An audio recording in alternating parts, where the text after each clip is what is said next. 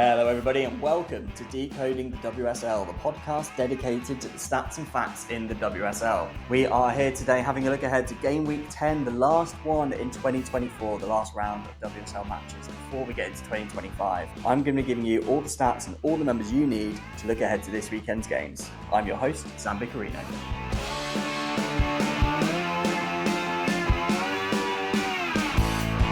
Hello listener, thank you for joining me on what is Wednesday the 11th of December as I record. I hope you're having a good week. I hope you've enjoyed the year of WSL action so far as we look on to the last day of 2024, the 10th match day of the 24-25 season. There's a number of good games that we can get into this week. Some I think are going to matter a little more than others come the end of the season, but we'll cover each one in detail as normal. And we'll just have a little look ahead to what's coming up this weekend. So Chelsea go hunting for another victory as they visit the Foxes on Sunday at midday. Then 5th place Brighton host 6th place Spurs, a team they haven't beaten in the last 5 attempts. But the Seagulls will be looking to buck that trend in the mid-table derby. Everton have won their first 2 matches against Man City, but since then Man City have won the next 25. They start the day off on Sunday against each other at Walton Hall Park. Then there are 2 claret and blue teams that face each other at 2 o'clock with 6 players playing against their former side when Villa host West Ham. The newcomers to the league, Crystal Palace, face Man United for only the 3rd time in their history in the next game on Sunday. And then finally, it's an all-red affair with in-form Arsenal taking a trip to face an injury-ravaged Liverpool side. But we will start this episode with the match at the King Power. Yes, the first match of the weekend and the final match in 2024 for these teams is Leicester against Chelsea on Saturday at midday at the King Power Stadium or also live on YouTube. It is 11th in the table against first place Chelsea. These teams have played each other 7 times in the past, with Chelsea winning all 7 on an aggregate score of 41-2. So around 6 goals a game for Chelsea when they face Leicester, and Leicester obviously only getting 2 goals in 7 matches. Leicester are not a team in form at the moment. They have lost the last 4 matches in the WSL and they have not scored in any of them. They are both records at the moment for the WSL. No team has lost their last 4 or not scored in their last 4 other than Leicester. Chelsea are the absolute other end of the spectrum. They have won all 13 matches since Sonia Bonpastor took over. They cannot stop winning. And we're going to be, I think, probably expecting some more of the same this weekend. In fact, to sort of demonstrate the difference between the two sides, I want to have a look at some of the goal scorers. So Leicester have only scored 2 goals in the WSL this season. Chelsea have had 4 players that have scored more than Leicester on their own. Guro Reiten, obviously the second top scorer in the league, with 6 goals. Then Aggie Beaver-Jones has 4, as does Johanna Rytting-Kaneryd, and Myra Ramirez also has 3. So 4 players who you're probably going to expect at least 3 of them to be starting have all scored more than Leicester on their own. Interestingly, all 3 of Myra Ramirez's goals so far this season have been the first goal in the game. So if she's starting, she's probably a good odd to be the first person to get a goal in this game. But in terms of how I think this game's going to go, as I've mentioned, Chelsea just can't stop winning at the moment. Whereas Leicester, on the other hand, can't seem to buy a goal. They've had a couple of results. They do have a win to their name this season and some draw. But yeah, this is going to be a Chelsea win. They can't stop winning. Leicester can't win at all. So I'm going to go for a 4-0 Chelsea win. Back-to-back 4-0 losses for Leicester.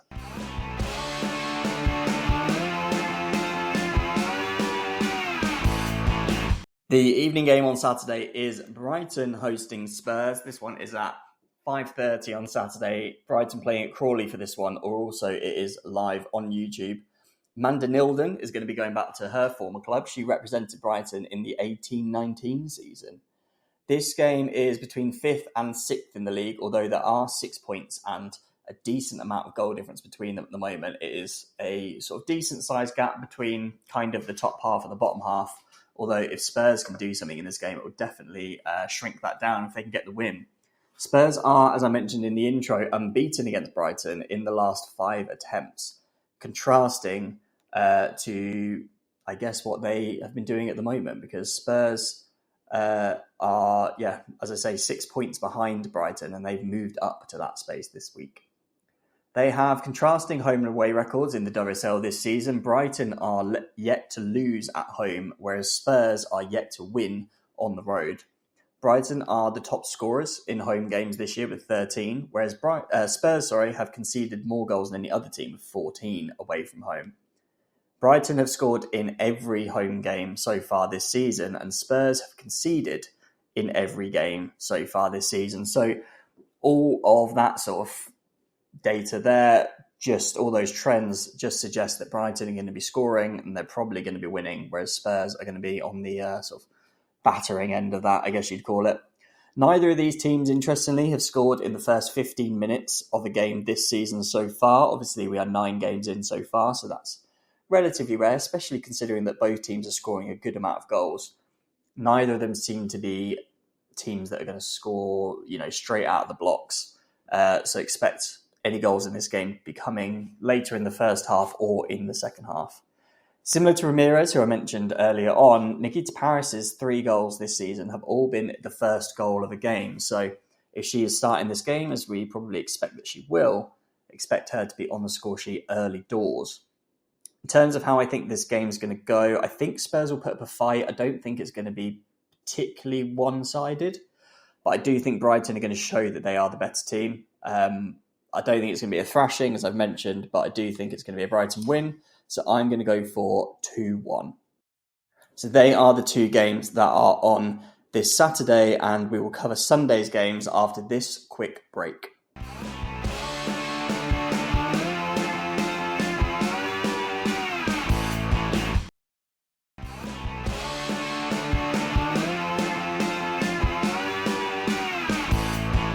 Hello, listener, and welcome back to Decoding the WSL. You are with me today, Stattorino, and we are looking ahead at the weekend's games. Next up is Sunday's matches, starting off with Everton against Man City. This one is at 12:30 at Walton Park or live on BBC Two. There are a few players against their old club in this one. Chloe Kelly and Jess Park, travelling back to Everton, where they once used to play.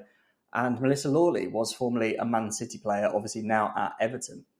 It is 10th versus 2nd in the league, 2 teams having quite contrasting seasons.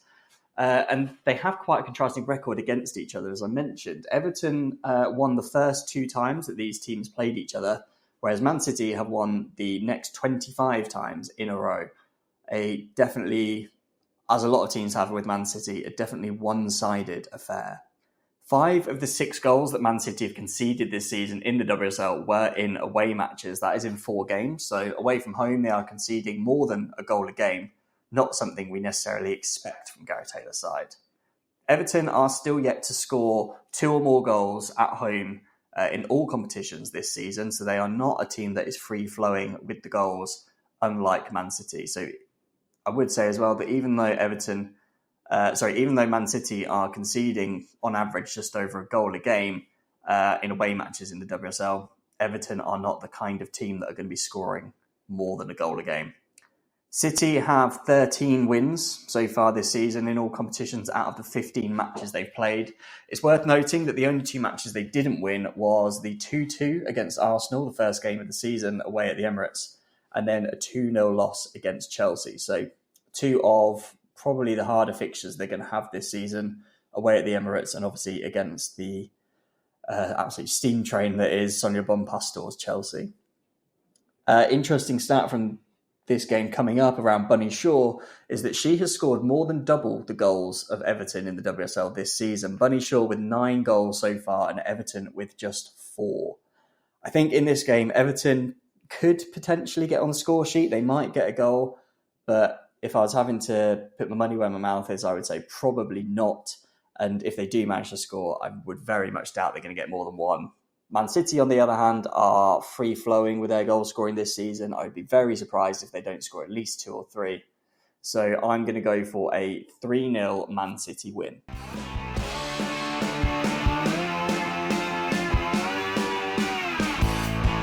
The next game on Sunday is Villa against West Ham. This one is at 2 o'clock at Villa Park and live on YouTube. As I mentioned in the intro, there are 6 players against their former side in this game. Kenza Darley, Rachel Daly, Adriana Leon, Maz Pacheco, Lucy Parker, and Anna Leet, all currently at West Ham, currently at Aston Villa and formerly of West Ham. This is two teams that are very close to each other in the table. It is 9th versus 8th, Villa in 9th and West Ham in 8th. West Ham could actually get into the top half if they win this game and some other matches go their way, if Brighton beat Spurs, etc. So for a West Ham team that myself and Finn touched on earlier this week are relatively under-resourced, not one that many people were giving a lot of hope at the start of the season, we could go into 2025 with them as a top half team. These two teams have played each other 10 times previously. Each team has won 3 times with 4 draws. Interestingly, of those sort of 6 wins, 3 for Villa and 3 for West Ham, none of them have been while the team is at home. They've all won away from home. However, this season, neither of these teams have actually won away from home in the WSL. So if either team is going to win this, it's either going to be a first home win for Villa against West Ham or a first away win for West Ham in the WSL this season. West Ham are going to have to be scoring multiple goals, most likely, if that's going to be the case, because they are yet to keep a clean sheet away from home in the WSL this season. However, West Ham have not drawn in the 6 matches, in their last 6 matches, I should say, in all competitions, 3 wins and 3 losses. So it is a little bit all or nothing for them at the moment. They've scored in all of the last 5 matches they've played in all competitions, so they're not shy in front of goal. It's just, unfortunately, their opponents aren't shy in front of their goal either some of the time. The only team that Aston Villa have won against in 2024 was Crystal Palace. They've actually beaten them twice, once in the league and once in the League Cup. So Villa have largely got Palace's number at home and absolutely no one else. This was something that I think Villa were hoping to change in getting their new manager in, Robert De Pauw, I should say. But it has emerged this week. Tom Gary broke the news, I think it was late last night, that Aston Villa are considering the future of their, relatively new manager, and where they might take the club in a direction in 2025. I think he seems like a lovely bloke, but I don't think he's quite hitting the heights that they would expect. Certainly not hitting the heights that I expected at the start of the season. I think they've got a very good squad, but it will be a case of only time will tell what is going to happen with Robert. In terms of how I think this game's going to go, I think it's going to be quite close. I think Aston Villa are going to get their first ever home win against West Ham, but I think they're only just about going to do it. It's going to be by 1 goal, probably a 1-0 or a 2-1. I'll put my neck on the line and I'll say 2-1.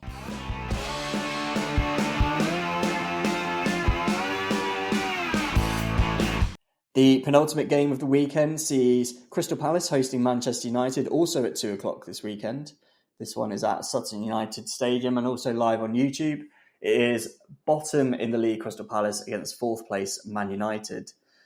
These teams have only played each other twice before. In fact, the last time they met, Lauren James scored 4 goals for Manchester United. That was 7-0 in the Championship back in April 2019. The only other times they met was in a reverse fixture that season, which was a 5-0 win for United away at Palace. Half of Palace goals this season so far, 4 of the 8 goals they've scored, have come in the opening 15 minutes. So they are a team that gets out of the blocks quickly. I think quite a few of those goals maybe come in the opening 5 minutes as well. It'd be interesting to see if they can manage that this weekend, because Manchester United are a very good defensive side so far this season with the fewest goals conceded in the WSL. Palace are not a team that has a good home record. They are yet to win at home this season. Just 1 goal scored and 0 clean sheets.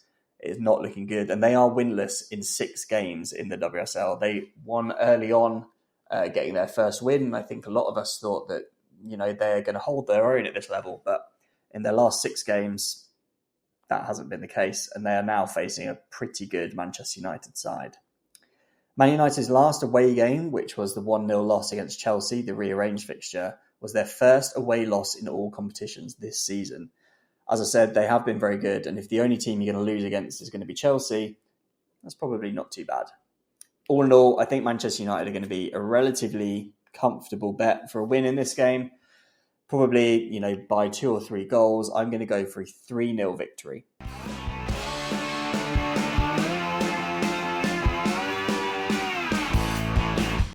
And the final game this weekend is 2:30 on Sunday. Liverpool hosting Arsenal at the Totally Wicked Stadium. This is also live on Sky, so we should get pretty good coverage of this. It is 7th place for Liverpool against 3rd place for Arsenal. Arsenal are a team that love playing Liverpool. They have won on all 18 trips to Liverpool in all competitions. Liverpool they won at the Emirates last season. That ended a run of 9 wins in a row for the Gunners against Liverpool. So they are Arsenal are a team that definitely has Liverpool's number, home or away, generally, other than the odd game, as we saw at the Emirates last season. Liverpool are yet to win at home in the WSL this season. Arsenal, however, are yet to win away. So one of these teams, unless it's a draw, one of those records is going to get beaten. Liverpool are yet to have a clean sheet this season in the WSL. They are the only team that is yet to have a clean sheet. And I think every other team had a clean sheet by something like game week 6. So the fact it's now game week 9, potentially game week 10, against a pretty strong and a pretty informed Arsenal side, Liverpool could be going into 2025 yet to have a clean sheet in the league. As I mentioned, Arsenal are quite informed. They are unbeaten since René Schlegers took over. In all competitions, they have had 7 wins and a draw. Plus, they have obviously, they've got Champions League games, things like that in there. They've also had a clean sheet in their last 5 games in all competitions, including their last 3 WSL games. So they are a team that are looking very strong at the moment, while Liverpool are not. They have had a terrible time with injuries. They've had relatively high number of injuries anyway this season. They've obviously had Marie Herbinger out recently, I think it's about this time last week. So they are going to be struggling without her and Sophie Romanhorg. They are probably their 2 main attacking threats. Leanne Kiernan will be doing all she can if she is fit to play in this game. They've also got the likes of Fuka Nagano and Kerry Holland, those sort of deeper players. But Olivia Smith will probably be the player that has most of the weight on her shoulders going into this game for Liverpool. In terms of how I think it's going to go, well, I think an informed Arsenal side are going to get a relatively easy win against a Liverpool team that is struggling, not just with injuries, but just generally. So I'm going to go for, not a drubbing, but I'm going to go for a 2-0 Arsenal win.